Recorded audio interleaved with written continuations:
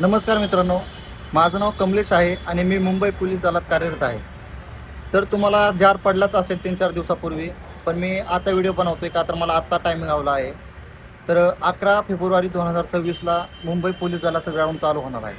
त्या अनुषंगाने मी तुम्हाला माहिती सांगणार आहे. तर पोरींचं ग्राउंड होणार आहे नायगाव दादर या ठिकाणी आणि पोरांचं ग्राउंड होणार आहे मरोळ अंधेरी या ठिकाणी. तर दोन्ही ग्राउंड हे सिंथेटिक नसून मातीचं आहे. ग्राउंड हे मातीचं आहे. तर वारा आल्याने तिथे धूळ उडण्याची शक्यता आहे. जर पाणी मारलं तर त्या ग्राउंड एकदम ओके, ठीक आहे. माझं ग्राउंड पर्सनली मरोळा झालं आणि त्यामुळं मला अनुभव आहे थोडा की त्या ग्राउंडचा आणि ट्रेनिंगसुद्धा मरोळा झाली माझी. पुरींचं ग्राउंड हे ट्रॅक जो आहे तो 200 मीटरचा आहे आणि पोरांचा आहे 400 मीटरचा आहे. तर पोरींना 200 मीटरच्या हिशोबाने 4 राऊंड आणि पोरांना 400 मीटरच्या हिशोबाने 4 राऊंड.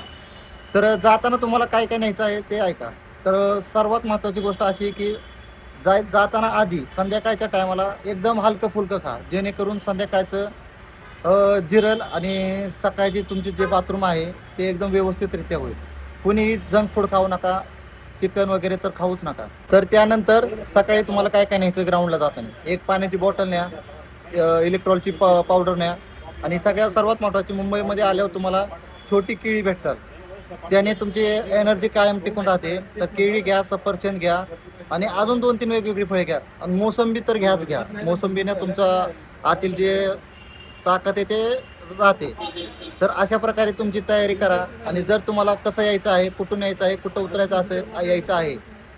उतरायचं आहे, जर याची माहिती पाहिजे असेल तर मला फॉलो कमेंट करा. तर भेटू अशाच एका छोट्याशा ब्लॉगमध्ये. जय हिंद, जय महाराष्ट्र.